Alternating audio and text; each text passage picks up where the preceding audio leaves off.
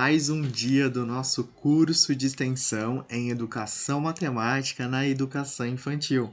Aspectos teóricos e metodológicos para a docência especializada. Essa é a nossa quarta e última aula, em que nós tratamos da educação matemática na educação infantil especificamente. Quando uso esse termo docência especializada, eu me refiro a uma docência que se especializa em determinado tipo de conceito ou conteúdo. No nosso caso, a matemática. A matemática com as especificidades e características da educação infantil, levando em consideração todo esse aspecto da infância e do ambiente escolar onde essas crianças participam e convivem, se relacionam. Muitos podem se perguntar, mas como assim ensinar matemática para crianças na educação infantil? Crianças que estão em processo, né, de alfabetização ainda, estão em processo de aquisição de linguagem, né, e de conhecer o mundo. Alguns vão pensar da seguinte forma, mas a sociologia da infância vai nos dizer que a principal atividade da criança nessa idade é brincar. A teoria histórico-cultural também vai nos dizer que a principal atividade da criança nessa idade é brincar, mas também aprender conceitos científicos, né? Além dos conceitos espontâneos que eles já aprendem nesse mundo em que eles vivem, convivem, têm experiências, nesse ambiente, né, em que eles estão expostos à matemática, por exemplo. Quando eles chegaram ao mundo, a matemática já estava presente entre nós e entre eles, no caso deles, quando chegam aqui, em diversos lugares, né, e de diversas formas. Nas formas dos brinquedos que eles utilizam, do videogame que vai brincar, da forma como o pai e a mãe vai se relacionar com questões de dinheiro, de medidas, de grandezas, enfim, a todo momento. Quando ele for ao médico, vai se falar de altura, do peso, enfim. E vão aparecendo essas situações onde a matemática está mais explícita, mesmo sendo na infância. Mas como deve ser essa matemática da infância? Essa matemática da infância é uma matemática totalmente relacionada à principal atividade da criança, que é o brincar, que é a intuição, que é a criatividade, que é a imaginação. Nesse contexto, não deve se deixar de lado a criatividade, a imaginação das crianças, o lúdico, a história, enfim, todo esse aspecto, né, do que há de brincadeira, de intuição, enfim, de criar, né, de inventar, que está no contexto das crianças, devem também estar presentes na forma como elas aprendem, sobretudo em matemática.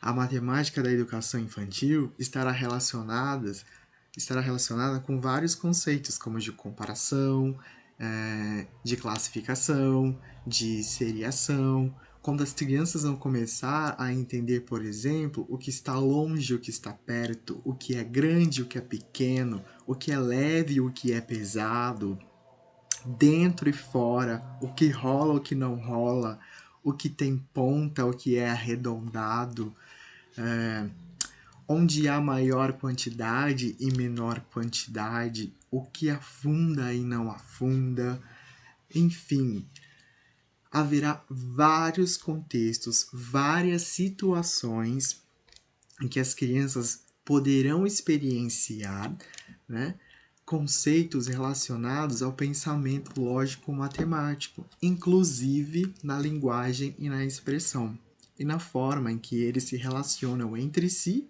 com os outros, né, e com o mundo.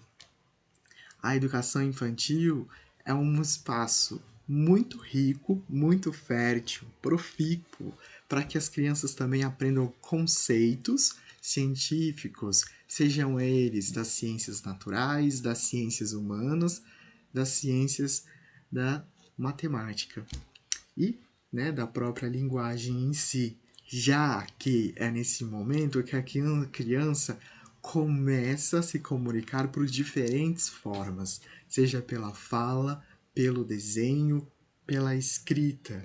E pensar matematicamente nessa idade também é poder se comunicar e representar esse pensamento nas diferentes formas, fazendo bolinhas, risquinhos, pauzinhos, desenhando pessoas, representando a família, sabendo quantas pessoas que há naquele lugar, de forma em que ele desenha as coisas e consiga entender essa questão de quantidade, de senso numérico, de olhar e saber onde tem mais, onde tem menos.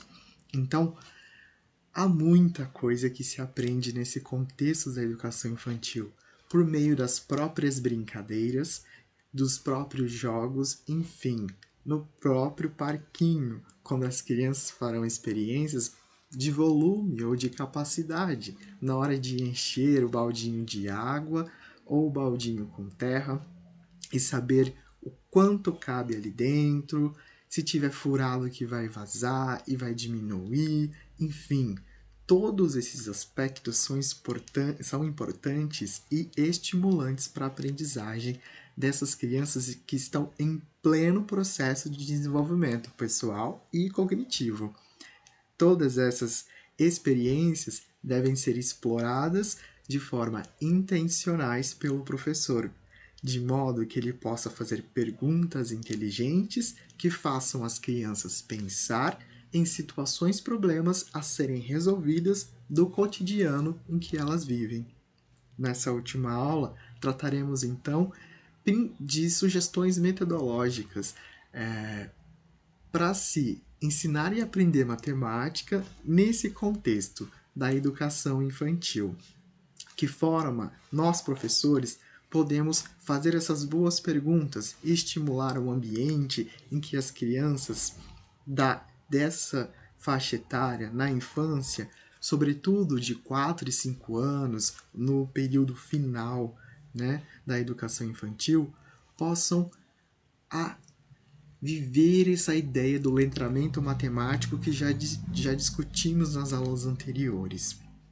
E assim, fluir naturalmente nos próximos anos de aprendizagem e também para a sua vida, que agora não é mais relacionada ao mercado de trabalho, né, como já se foi pensado antes, mas sim as próprias habilidades e competências que essas crianças, que porventura também são cidadãos do mundo, precisam ter, fazer leitura desse espaço onde vivemos e não ser negligenciados ou excluídos desses conceitos, pensamentos, ideias que estão diante de nós e nesse mundo antes mesmo de chegarmos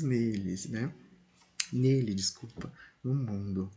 É importante salientar que a educação infantil aqui não é vista como uma etapa que precede o ensino fundamental ou que prepara para essas etapas. Pelo contrário, é um momento muito importante para o desenvolvimento da criança e que vai muito além disso, de prepará-los para as próximas etapas da escola, né, do ambiente escolar, mas sim para prepará-los como cidadãos do mundo, como seres humanos que precisam conhecer, né, observar,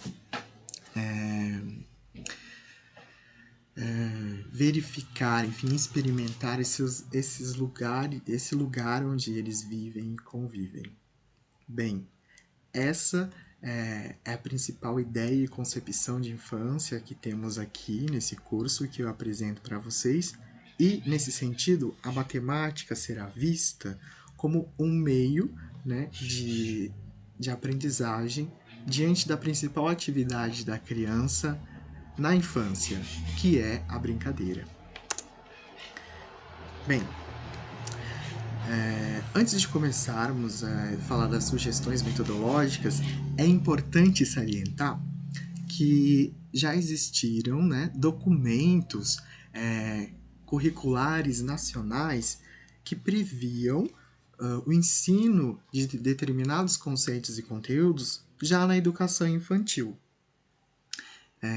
Um dos primeiros documentos formais que nós vamos ter, né, de abrangência nacional, vai ser o Referencial Curricular Nacional para a Educação Infantil, ou o RCNEI, que é a sigla, que foi escrito no mesmo período, né, homologado, enfim, escrito no mesmo período que os parâmetros curriculares nacionais.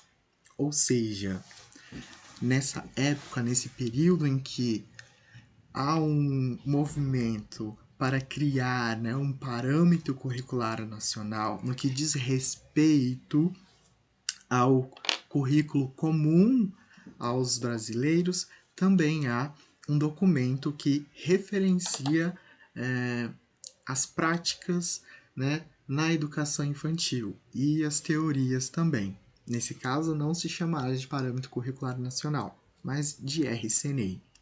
Aqui eu trago um trecho de como esse referencial foi percebido, né, pelos especialistas no que diz respeito a conceitos, conhecimentos específicos. E aqui eu trago uma fala do professor Mauro Romanato acerca da RCNEI. Ele diz o seguinte: a RCNEI faz sugestões para o trabalho docente com conhecimento matemático para crianças da educação infantil, discutindo alguns elementos da matemática que poderiam ser considerados em relação às crianças pequenas, no sentido de que o fazer matemática fosse iniciado de maneira competente com esses aprendizes, a fim de que a natureza dessa ciência fosse apreendida e de que os primeiros conceitos, princípios e procedimentos matemáticos fossem compreendidos e não apenas memorizados. Nesse sentido, entende-se que é possível aprender matemática na infância e produzir matemática de forma em que não haja apenas recitação, repetição, memorização, mas sim que seja apreendido, né, esse conceito de forma compreensível e significativa.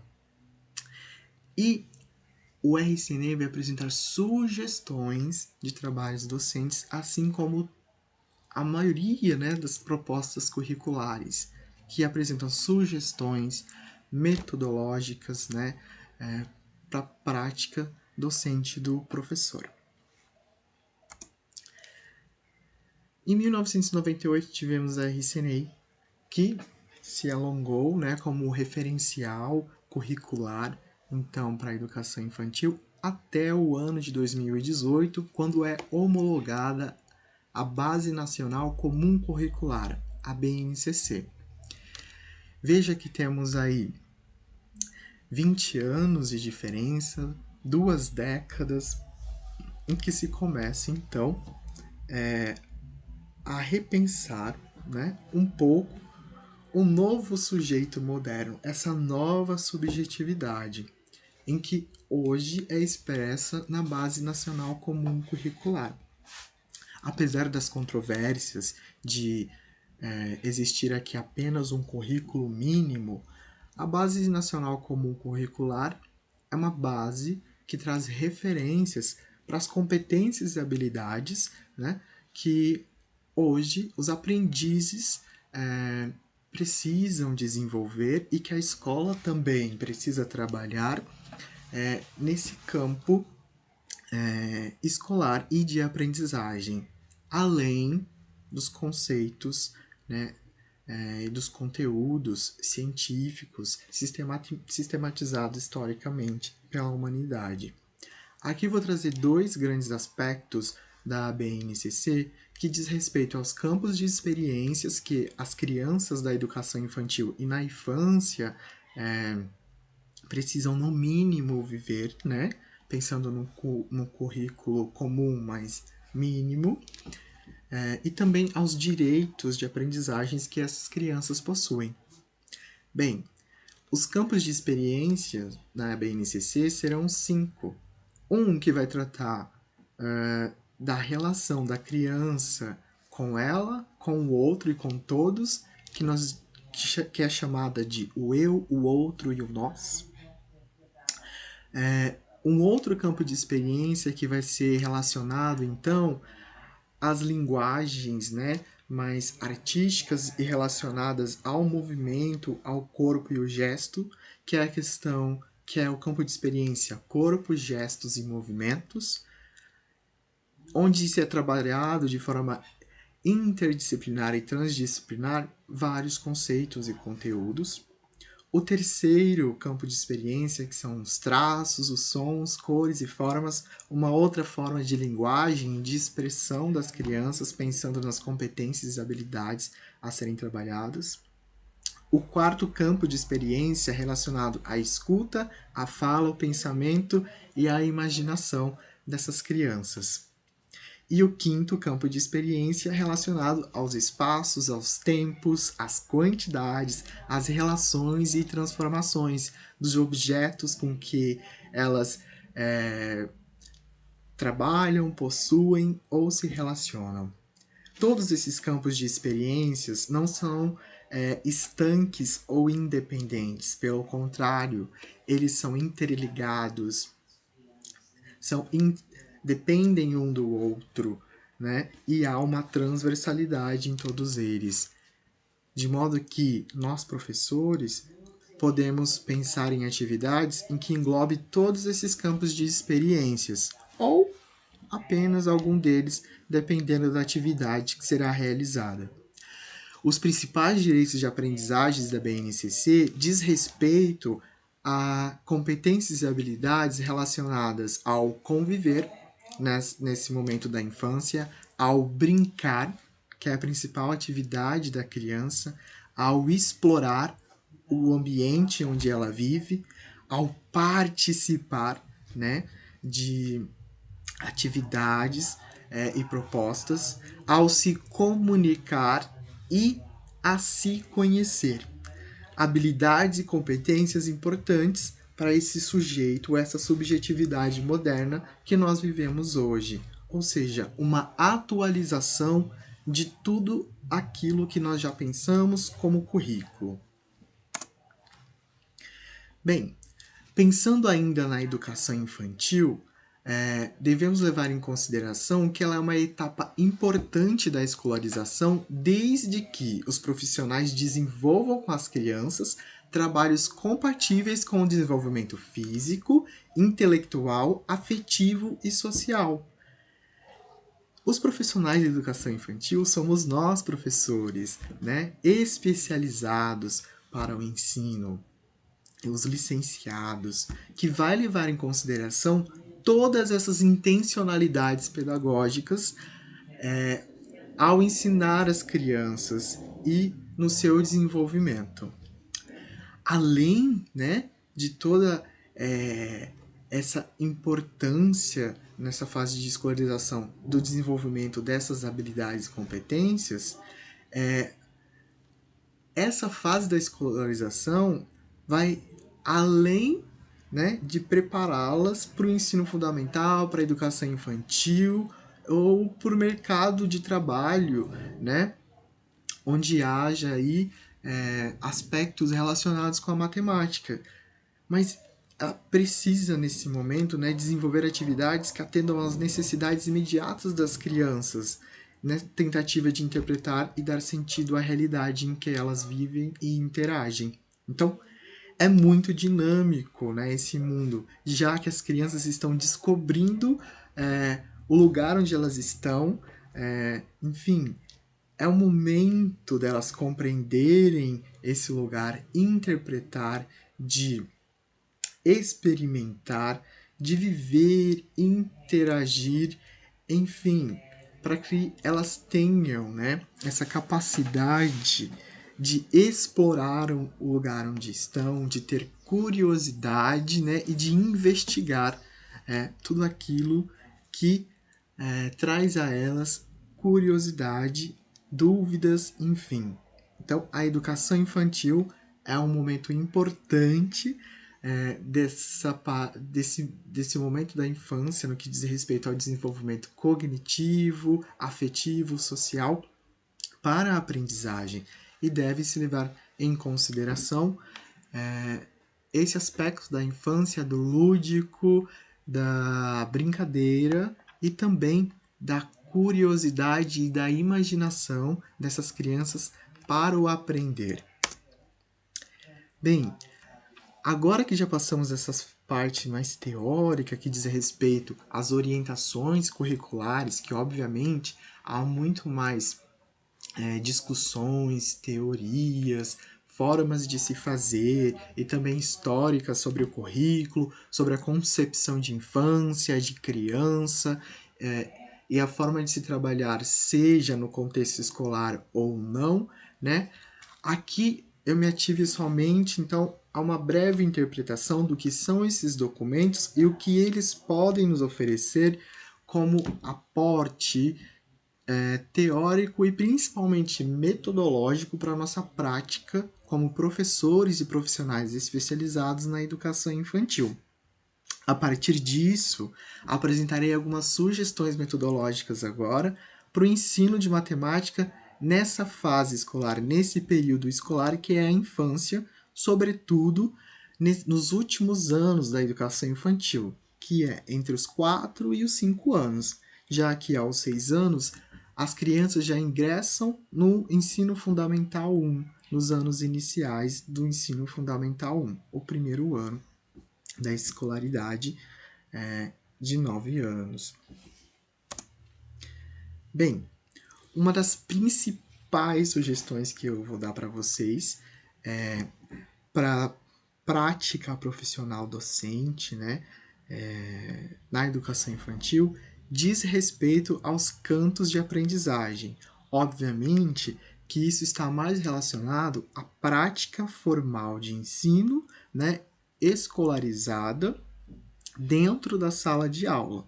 Não está relacionado a aspectos não formais de ensino e aos outros espaços da escola, que também são super importantes, como o parque das crianças, o pátio da escola e tantos outros lugares em que essas crianças podem vivenciar e experienciar habilidades e competências, né? Seja na biblioteca, que é da escola, enfim, e em tantos outros lugares. Mas dentro da sala de aula, uma das propostas talvez que nos ajude a trabalhar com diferentes conceitos, explorá-los e torná-los compreensíveis de forma mais lúdica e intuitiva, sejam os cantos de aprendizagem.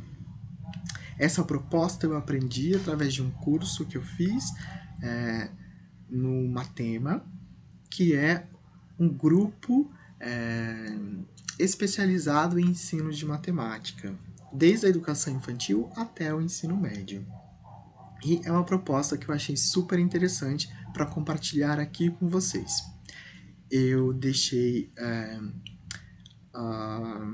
as referências, né, de como acessar esse curso aqui nos slides, mas também lá na referência dos slides, no final dos slides. Como é que funcionam esses campos de aprendizagens? São atividades, então, de livre escolha, organizada, né, pelo professor a partir do planejamento dele e que vai ser disposta na sala de aula em forma de estações, vamos chamar assim, ou, como o próprio nome diz, cantos dentro da sala de aula. E esses cantos podem ser específicos ou não. No nosso caso, vou chamar mais atenção para que seja específico para matemática, mas eles podem ser específicos para as outras áreas, como ciências da natureza ou a linguagem, né, a língua materna ou a estrangeira, por exemplo. E esses cantos, né, são pensados, planejados com intencionalidade pedagógica e também com um sentido de que seja um processo formativo, né, contínuo, que vai ficar ali num período na sala de aula em que o professor possa fazer avaliações por meio de observações, registros, anotações sistemáticas e intervenções quando as crianças estão naquele espaço, que é um espaço físico, é um canto mesmo da sala de aula. E que se espera, né, que aconteça nesse espaço, né? E onde, né, em que local da escola a gente pode fazer, ou da sala de aula, me desculpe, a gente pode fazer isso? É no chão mesmo ali da sala de aula, nos cantinhos em que existem, né? Onde a gente possa fazer um local especial, decorado, com tecidos coloridos, com almofadas, delimitando um espaço e separando os cantos ou as estações umas das outras. Por quanto tempo isso vai ficar disponível? Isso vai depender do planejamento do professor e da intencionalidade pedagógica dele para ensinar determinado conceito, ou conteúdo, ou habilidade, ou competência, enfim. Pode ser que só fique um dia, uma semana, uma quinzena, enfim. Geralmente costumamos deixar o canto ali uma semana, né? Uma quinzena no máximo. Mas isso vai depender, obviamente, sempre do planejamento e do objetivo do professor. Como a gente pode pensar, então, esses cantos de aprendizagens como cantos matemáticos? A gente pode separar esses cantos de acordo com determinadas unidades temáticas, vamos chamar assim, da matemática, ou, né, atualizando agora para a BNCC, porque a unidade temática tinha mais a ver, né, lá com os parâmetros curriculares nacionais, com a RCNEI, com os campos de experiências. Nesse caso, vou trazer um exemplo aqui de um canto matemático com a intencionalidade de se desenvolver o pensamento geométrico, né? Então, o que o canto desenvolve, né? Que aprendizagens matemáticas pode ocorrer ali? Pensando na geometria, a gente pode trabalhar com a percepção de propriedades das formas geométricas por meio de manipulação, de ações como rolar, empilhar, montar, desmontar, contornar e assim, na educação infantil principalmente, né? E, enfim, na infância, nos anos iniciais também. Priorizar sempre no caso da geometria, as relações topológicas. Que relações são essas? São as relações que envolvem, né, noções de posição dos objetos, da forma desses objetos e do tamanho, né? Pequeno, grande, se é arredondado, se tem pontas, enfim, se está mais longe, se está mais perto. Então, essas relações topológicas são importantes porque estão mais próximas, né, do cotidiano das crianças, porque é aquilo que elas já pegam, já podem manipular e diferenciar, pensando em conceitos aí lógicos matemáticos, né, como o tamanho, né, a forma, como já foi dito aqui, ou a posição. Por isso não é adequado, né, iniciar com noções da geometria euclidiana que tem mais a ver com espaços bidimensionais e vamos pensar assim, algo mais abstrato porque está relacionado à noção de medida, mas não a medida de estimativa, uma medida padronizada, né, em que se usa ali o metro, no nosso caso, múltiplos e submúltiplos, enfim. Nesse sentido, é mais interessante, pensando nessa forma intuitiva de aprender e lúdica, que as crianças comecem, então, por essas relações topológicas, vamos dizer aqui, né, tridimensionais, onde elas possam manipular esses objetos e fazer as comparações, as classificações necessárias, né, inclusive por meio de intervenções que o professor possa fazer e perguntas para levá-las a problematizar situações. Bem, aqui trouxe algumas imagens para pensar em sugestões do que pode ter lá no canto matemático com o intuito de se desenvolver o pensamento geométrico. É muito importante que haja ali, por exemplo, palitos, massinha, brinquedos de encaixe, né? Embalagens de diferentes estilos, formas e tamanhos, né? Sólidos geométricos para que eles já tenham familiaridade com essas formas, né? Formas não, com esses objetos tridimensionais. Vamos pensar na forma sonora do contorno, né? E da superfície. Enfim, mas que eles já possam ter essas experiências, né, geométricas que são importantes justamente para trabalhar com aqueles pensamentos, com o pensamento lógico-matemático relacionado à classificação, né, à comparação. E, enfim, tendo tudo isso à disposição, nós professores podemos trabalhar diferentes conceitos e aspectos aqui, por exemplo, relacionados aos sólidos geométricos que estão ali, a questão da planificação, né?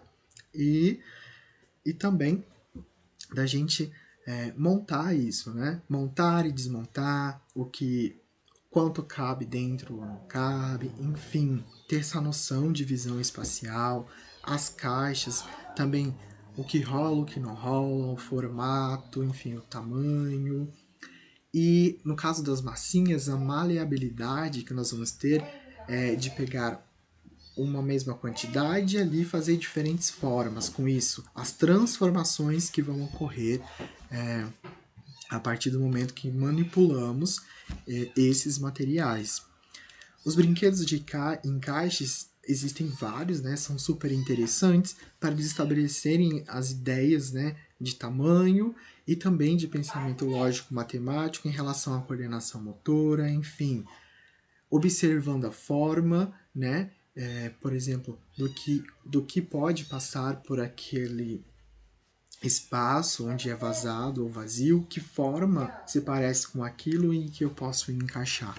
Tudo isso envolve, né, vários aspectos do pensamento geométrico e é muito importante de ser explorado desde a infância. E é até interessante que haja muitas coisas, às vezes grandes, por exemplo, com caixas, para que as crianças possam entrar e sair, né? Entender essa relação do que cabe e o que não cabe. Enfim, muitas possibilidades ali, né? De se trabalhar também com volume, capacidade, coisas, embalagens vazias para que possa encher e talvez transferir o conteúdo para outras coisas, percebendo se a quantidade ali, né, a capacidade é a mesma ou não, enfim, se há diferenças e tudo mais. Tudo isso pode ser explorado já na educação infantil. Bem, e como nós, professores, podemos intervir nesses cantos matemáticos? Como vai ser a nossa atuação? Em síntese, é observar, né, o que está acontecendo e fazer intervenções com boas perguntas, vamos dizer assim, que façam com que as crianças pensem em situações que eles possam resolver o problema que foi proposto pelo professor. Então, nesse momento, o mais importante é observar e fazer anotações, perceber como que essas crianças se relacionam entre elas, né, com os objetos que estão ali dispostos para elas e com o conhecimento matemático que elas já possuem, né, que já tratamos aqui. Quais conhecimentos são estes?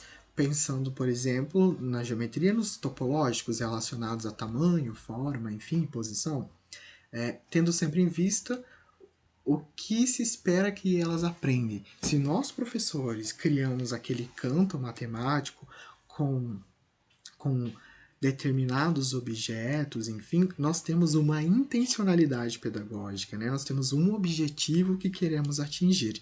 Então, o que a gente espera que elas aprendam quando a gente dispõe aqueles materiais naquele canto? É para entender comparação, classificação. Nesse caso aqui, as noções topológicas, como já foram ditas, enfim. Então, deve ter isso sempre em mente na hora do planejamento. E além disso, né, espera-se que a atuação das crianças seja diferente ao longo do período em que esses cantos vão estar ali, né? Se é durante a semana ou uma quinzena, para verificar se vai haver diferenças, mudanças em relação aos primeiros dias e aos últimos dias em que elas tiveram acesso àqueles objetos, manipularam, né? E fizeram ali experiências com eles. Por exemplo, que elas comecem empilhando blocos e depois possam estabelecer critério para separar esses blocos, ou selecionar recortes de papéis que são parecidos, e dentre outras situações mais complexas que talvez não aconteçam no primeiro momento, né? Para fazer classificação, por exemplo, né? Pela forma, pela cor, pela massa, né, o que é mais leve ou mais pesado, enfim, são critérios importantes relacionados aí à classificação, né, que pode ser observado ao longo desse período. Esse, por exemplo, pode ser um dos objetivos ao se criar um desses cantos, né, propiciar, né, as crianças que elas consigam fazer classificações, né, de objetos e coisas. Isso na matemática vai ser importante em determinados momentos, para que elas possam compreender determinados conceitos relacionados à questão de conjunto, enfim, tudo mais. Então, é importante existir essa intencionalidade. Além do pensamento geométrico, a gente também pode trabalhar com outros tipos de pensamento, desenvolver, né, outros conceitos matemáticos, como o pensamento estocástico, que envolve, né, a estatística, a probabilidade, enfim, todo esse conceito de probabilidade estatística em si, né, quando algo que tem a ver com o acaso, que eu possa fazer coletas de dados, organização, análise, enfim, e também fazer previsões.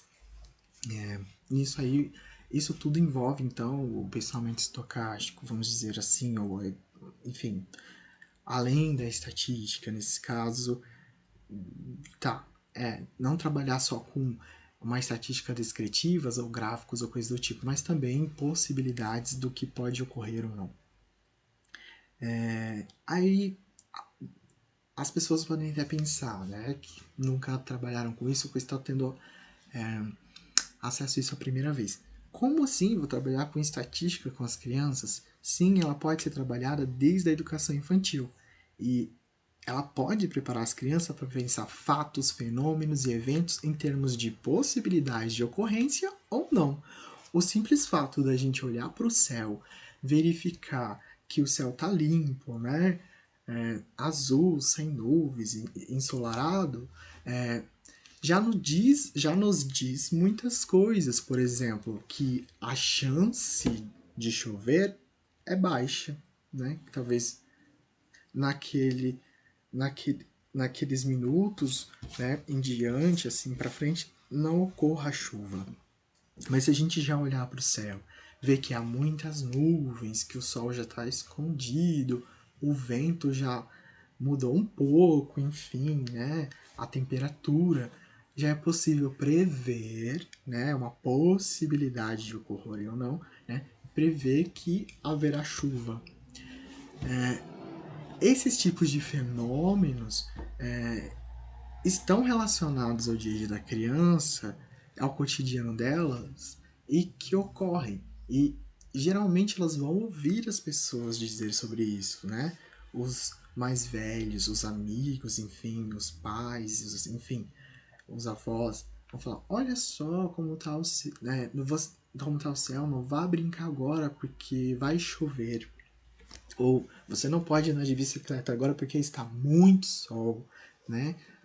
Daqui a pouco o sol ficará mais baixo, você pode andar. Enfim, tudo isso está relacionado à previsão, né? Enfim, essa questão de fazer previsão olhando, então, aspectos, elementos que a gente tem aí que indicam alguma coisa.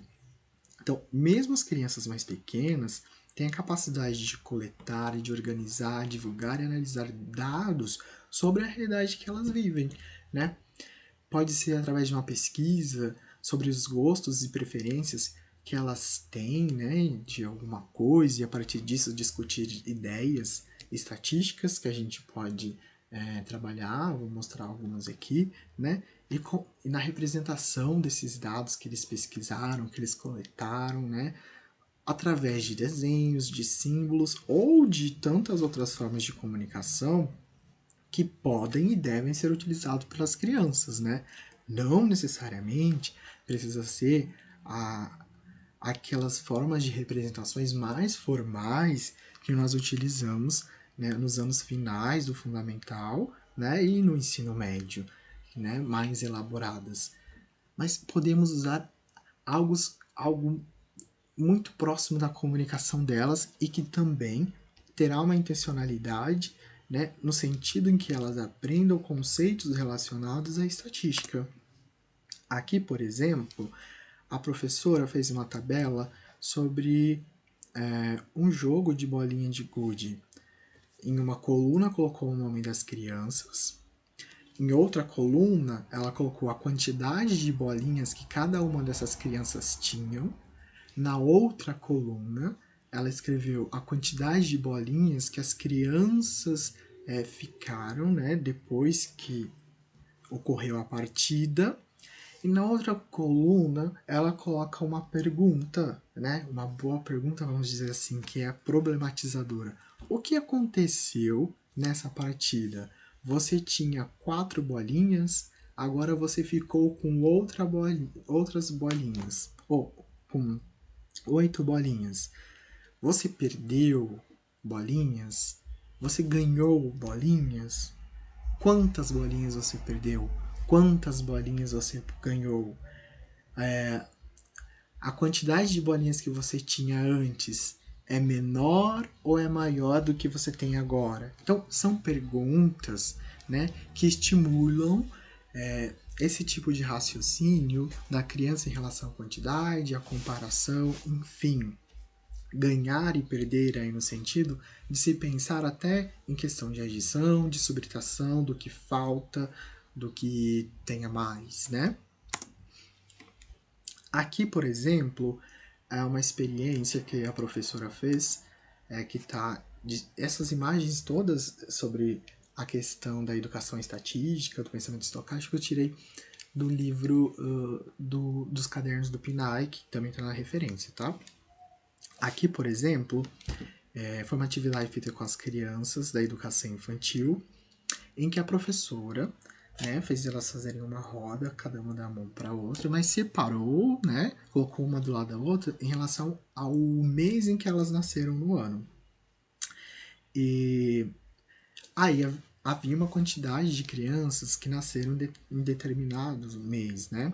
E com isso, ela pegou uma linha, né? Fez aí essa diferenciação, onde no centro ela foi juntando a linha de modo a que o arco na borda havia uma quantidade de crianças, fez uma representação ali no chão e também pediu para que as crianças representassem de maneira pictórica. E aqui a gente já tem uma ideia de uma forma de representação, né, estatística no que diz respeito ao gráfico de setores, né, ao gráfico de pizza. E assim elas podem comparar as quantidades com a área, vamos dizer assim, o tamanho ali, né, mas tem mais a ver com a superfície mesmo, com a área, do gráfico de setores. Qual fatia é maior, menor, quais têm a mesma quantidade, né? Enfim, poderiam ter pintado de cores iguais aqueles que tinham quantidades iguais. E aí a professora chama a atenção, né, que a fatia que era maior tinha mais pessoas, enfim. E a partir, então, dessas informações, problematizar e fazer perguntas que levem a esse tipo de pensamento. Aqui é uma outra forma de também de se utilizar o gráfico de setores de forma muito lúdica e intuitiva. Nesse caso, não está relacionado não ao mês em que se nasceu, né, que se faz aniversário, mas algo um pouco mais simples, que é a quantidade de meninos e meninas na sala. Olhando para esse gráfico de setores, né, que se representou aí meninas de vermelho, meninos de azul, a gente pode perceber que... Ah, não, desculpa. Do lado de cá tá meninos de vermelho, meninas de azul. Dá para você perceber, olhando esse gráfico de setores, que a parte azul, né, compreende uma superfície maior do que a vermelha. Ou seja, nessa turma há mais meninas, né? A mesma representação foi feita com as tampinhas ali. A gente pode ver que as 6 tampinhas no azul e 4 no vermelho, ou seja, a maior quantidade em azul do que se foi ali coletado os dados. Logo embaixo também tem um pratinho, né, com fatias em que a professora provavelmente cortou, né, em tamanhos iguais, né, tanto da cor verde quanto da amarela, para representar, por exemplo, né, quantidade de meninos e meninas, onde as meninas podem ser amarelas, os meninos podem ser verde, e foi colocando então nesse pratinho. Obviamente que a professora, antes de fazer isso, né, mediu ali o comprimento da circunferência, né, enfim, e dividiu em partes iguais, de modo que a quantidade de fatias fosse igual à quantidade de alunos que estavam na sala de aula, para que completasse o círculo, não faltasse fatias, e cada uma, né, estivesse relacionada a um aluno. Né? Também já tem toda essa relação de contagem embrionívoca, né? Na hora de se colocar as fatias e representar o gráfico de setores, tudo relacionado ao pensamento matemático. Aqui também uma forma de se representar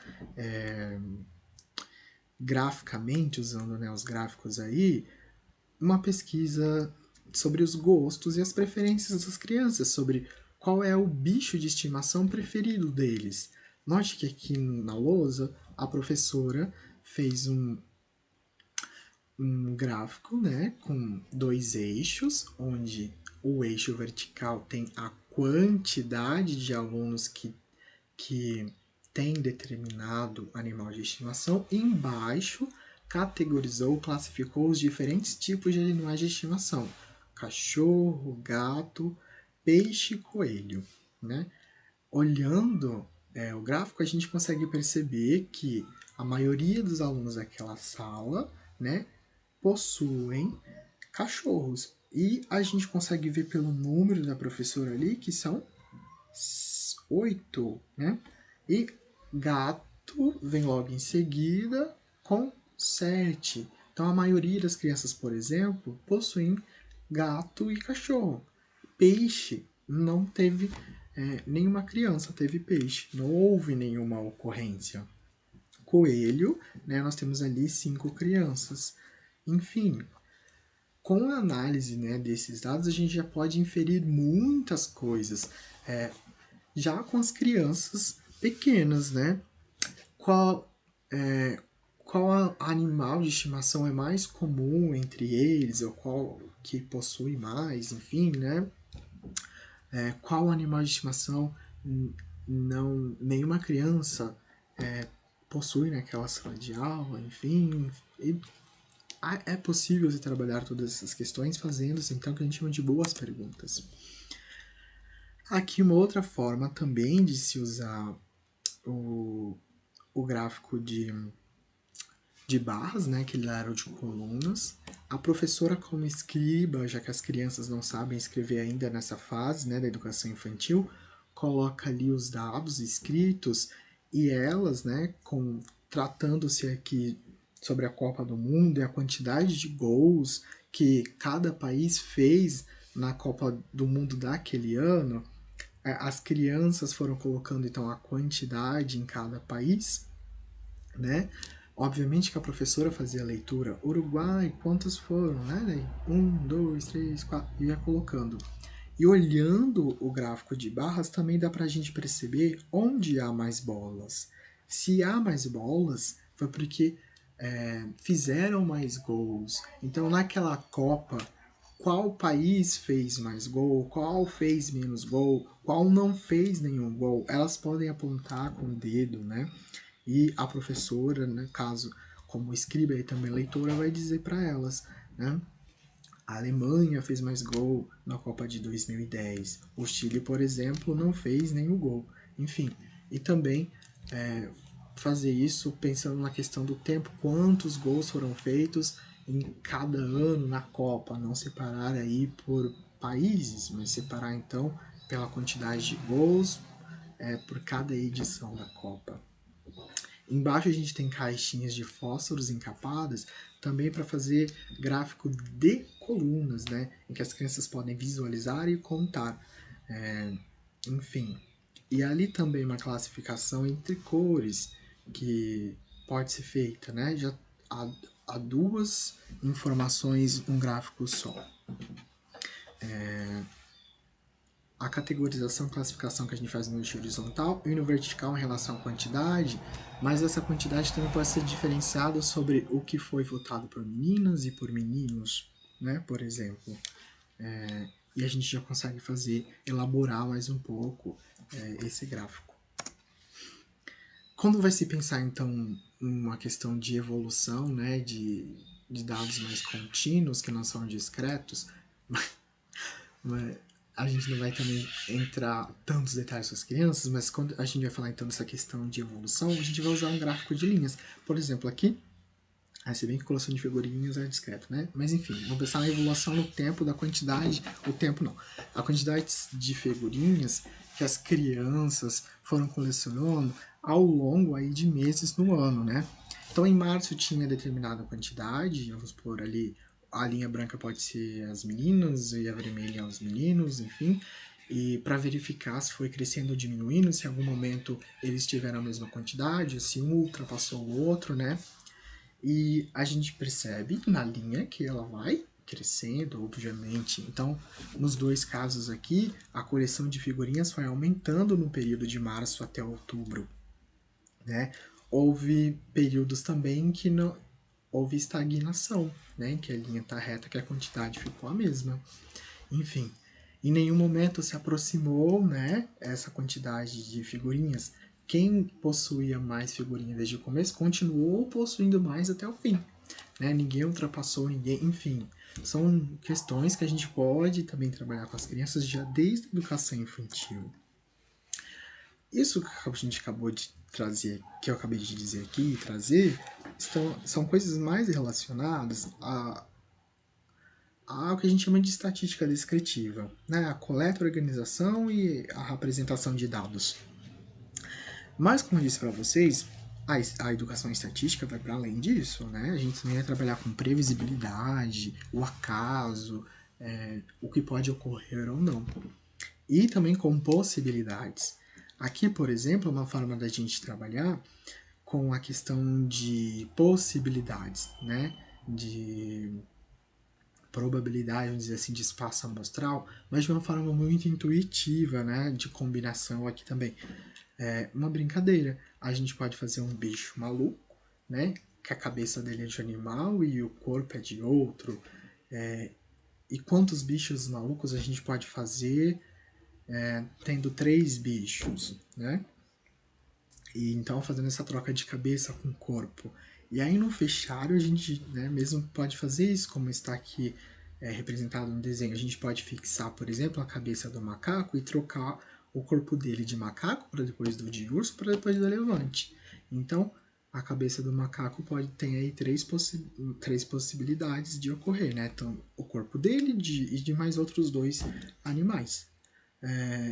Ou a gente pode fixar o corpo e ir trocando a cabeça.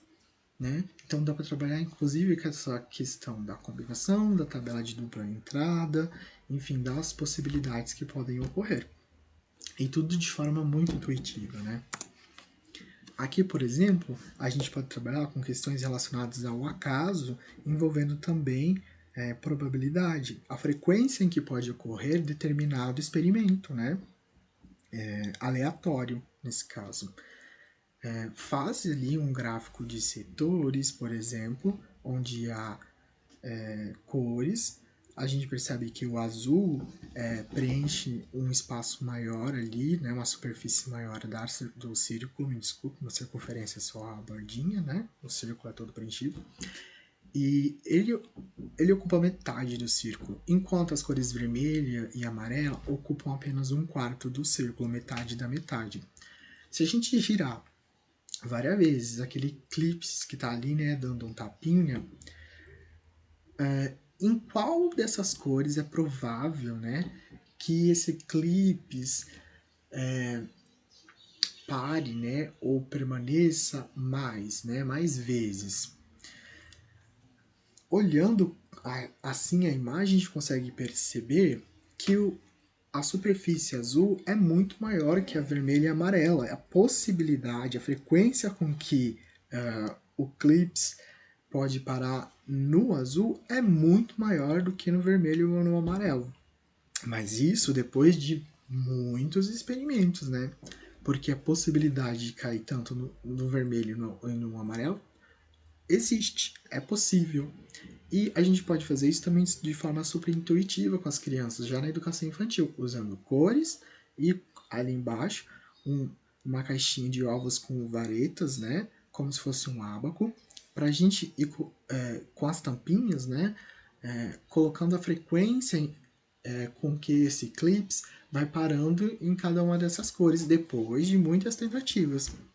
E a gente observar, por exemplo, qual foi a maior ocorrência, qual foi a menor, enfim. Olhando, né, como os professores aqui especializados, a gente vai tende, né, a já perceber, obviamente, que depois de várias e várias e várias tentativas, a quantidade de vezes que o eclipse vai parar no vermelho e no amarelo vai ser praticamente a mesma, né? E a quantidade de vezes que vai parar no azul vai ser o dobro, né, em que vai parar no amarelo e no vermelho. Enfim, né, pela superfície que temos ali. E todas essas situações podem ser exploradas com as crianças ainda de forma intuitiva, pelo menos nesse sentido de saber em qual desses espaços, né, que a superfície é maior, o eclipse vai parar, né, que a frequência ali vai ser maior, né, e por quê? Enfim. Então, essas aqui, por exemplo, foram duas sugestões de cantinhos que a gente pode fazer da matemática na educação infantil. Relacionado ao pensamento geométrico e estocástico, né, que vai envolver estatística e também a probabilidade. Enfim, em que as crianças podem trabalhar, desde que, né, o professor tenha ali uma intencionalidade de ensinar alguma coisa. Não só deixar lá por deixar o campo e deixar que as crianças fiquem mexendo. Não. Precisa ter observação e intervenção. O objeto por si só não vai ensinar as crianças. Agora aqui, eu vou mostrar uma outra possibilidade de se trabalhar com as crianças em outra unidade assim, temática, vamos dizer, que seria a questão das grandezas e medidas já na infância, por meio de uma atividade lúdica, né, e às vezes comum que eles fazem em casa com os pais e que pode ser muito bem explorada no que diz respeito a conceitos matemáticos. Esse vídeo que eu vou mostrar para vocês, que vai ter 3 minutos, não vai passar de 4 minutos, que eu selecionei, né, a parte que eu quero mostrar, que é um dos vídeos do curso de Pedagogia EAD da Unesp, que está disponível, né, no YouTube de forma livre, lá no canal da Univesp TV, que é a Universidade Virtual aqui do Estado de São Paulo, daqui do Estado de São Paulo. Então, vocês podem depois ficar curiosos, acessar lá, também tem o link aí. Mas vamos ver um pouco como a professora da educação infantil trabalhou com a ideia de capacidade, né, capacidade e outras coisas, né, no tema de medidas aí, grandezas e medidas com as crianças da educação infantil, crianças de 4 anos, né? E como isso foi lúdico e intuitivo. Vamos lá então, dar uma olhadinha.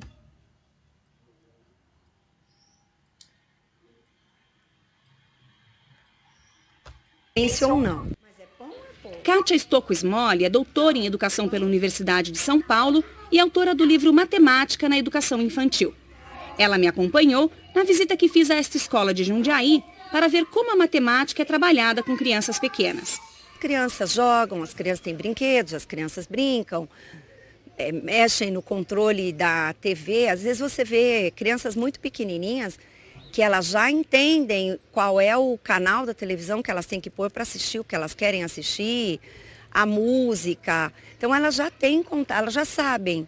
Elas não sabem que chama matemática e nem sabem para que exatamente aquilo serve, que relação isso tem com a escola, enfim, que essa vai ser a tarefa da escola, né?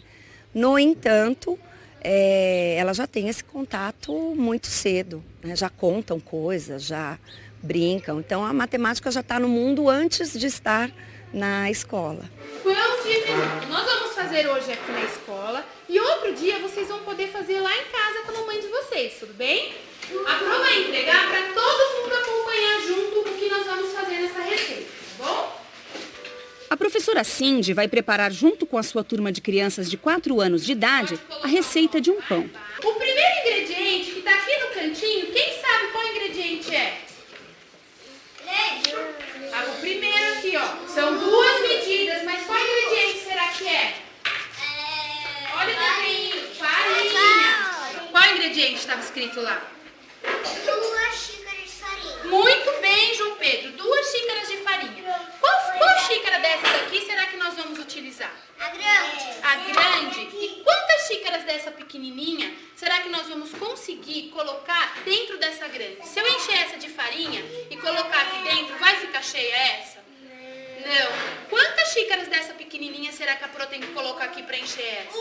Uma só? Vamos testar? Ela vai basicamente trabalhar com medidas de capacidade e massa, né? As perguntas que ela fez dizem respeito à capacidade, quanto cabe.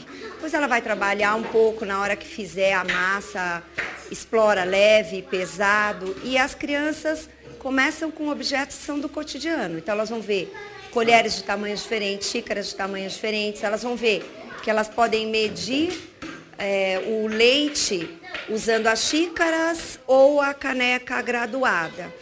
Elas podem medir a farinha usando colheres ou usando as xícarazinhas de medidas, que são objetos do cotidiano. Então elas exploram quanto cabe, onde cabe mais, onde cabe menos, estimativa de ordem de grandeza, quantas colheres eu preciso para encher uma xícara dessa.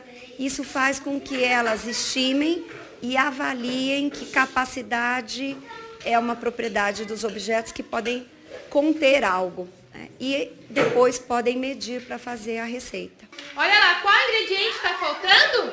O sal. Mas nós vamos colocar na colher grande ou na pequena?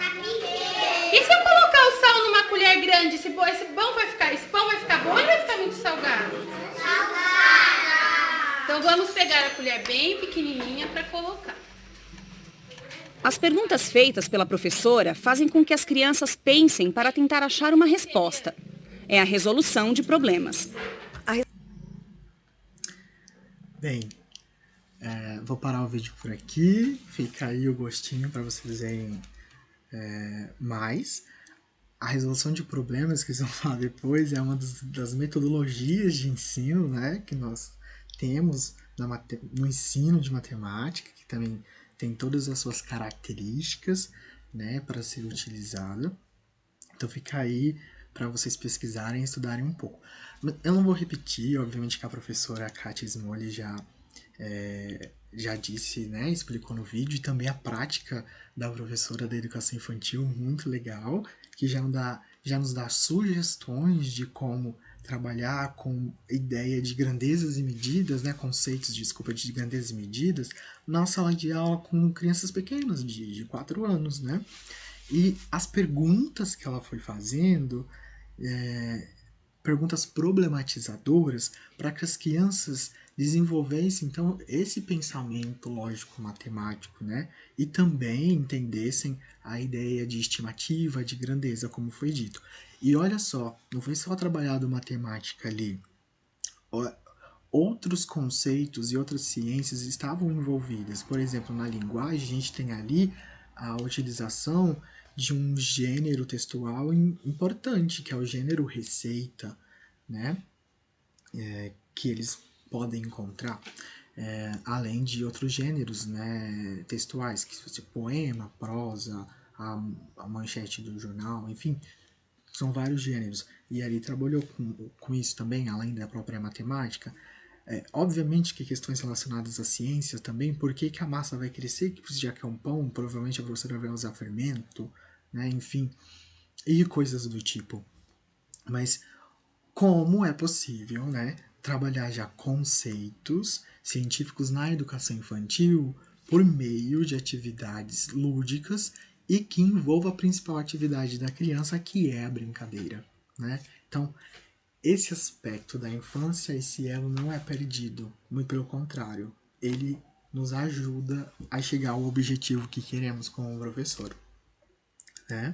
Então, isso é muito importante, que nós professores, em qualquer atividade que façamos, tenhamos essa intencionalidade pedagógica. E o quão importante é termos conhecimento, né, específico daquilo que ensinamos. Para a professora ali, por exemplo, depois esclarecer para as crianças a diferença de volume e capacidade, né? Qual é essa diferença? O volume tem a ver, então, com o todo de um objeto. A capacidade, praticamente, quanto cabe ali dentro, né, de algo que contém, que eu posso colocar alguma coisa.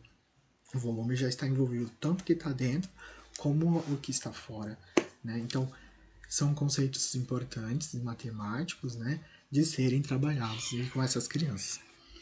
Enfim. Vamos para os próximos Resolução de problemas. Opa! Continua o vídeo lá. Agora eu vou dar, por fim, né, já está acabando, umas sugestões de livros infantis que nós, professores, podemos ler para as crianças e que também, de forma intuitiva, lúdica, ensinam conceitos matemáticos, né, utilizando da própria linguagem, do gênero textual, seja da poesia, seja da história infantil, no caso mesmo aí, da prosa, ou de enigmas, charadas, enfim. Então, sugestões de alguns livros que traz essas possibilidades para as crianças. Um deles é O que Cabe na Mochila, né? Esse livro, por exemplo, já pelo próprio título, a gente consegue perceber que vai tratar, então, aí de comparação de comprimento, volume e peso, e tem tudo a ver com essa questão de grandezas e medidas. A outra sugestão de livros são os 10 patinhos, né, em que as crianças vão trabalhar um pouco com essa ideia de subtração, de decrescimento, de acordo com as situações que vão acontecendo com esses patinhos ao longo da história. No livro O Jogo do Vai e Vem, aí haverá enigmas, né, e charadas para as crianças tentarem solucionar, o que também é muito importante para o desenvolvimento do pensamento lógico-matemático e da própria linguagem em si. O Chá das 10 também vai contar a história de velhinhas bem arrumadinhas, né, que vão tomar o seu chá, mas que também vai ocorrer situações inusitadas aí, né, para elas chegarem a um determinado destino. E é uma literatura infantil, né, para as crianças, e que também vai desenvolver aspectos lógicos matemáticos. O livro As Três Partes já envolve com a questão das formas, né, e as transformações, enfim, também quando a gente vai fazer aí as junções e agrupamentos, que é importante trabalhar, né, com esse aspecto geométrico. No Camilão ou Comilão, do porquinho, a gente também vai trabalhar com um pouco de quantidade e relacionando o que o Camilão vai comendo, né? A quantidade de coisas que ele vai comendo e, enfim, o que vai acontecendo com ele na história por conta dessa comilança. Mais um dos livros, Os 10 Sacizinhos, vai também trabalhar com essa questão de quantidade, de contagem, né, em relação aos sacizinhos que vão desaparecendo, enfim, as situações que vão ocorrendo ali, no sumiço deles. Então, apresentei aqui sugestões de livros e vídeos para vocês verem e propostas metodológicas para se trabalhar a educação infantil para se trabalhar matemática na educação infantil, para se perceber que é possível sim, né, fazer isso, respeitando a infância e, enfim, a atividade principal da criança, que é o lúdico, que é a brincadeira. Aqui tem umas referências que eu usei para fazer a aula de hoje, né, e que eu usei, de onde eu tirei, tanto dos vídeos como dos livros, enfim, estão aí. Mais uma vez, obrigado. O nosso curso termina por aqui. Obviamente que há possibilidade de se fazer mais coisas e muito, muito mais, mas o tempo, né, é curto, e eu espero que essa introdução, né, esse pontapé, ajude vocês a se interessarem mais e buscar mais coisas para se trabalhar com educação matemática, né, ensino de matemática na educação infantil, que é muito rico, é muito belo, e que isso seja mais acessível e democratizado a todos. Muito obrigado, aproveitem bastante e eu espero de coração que tenham gostado. Fiquem com Deus.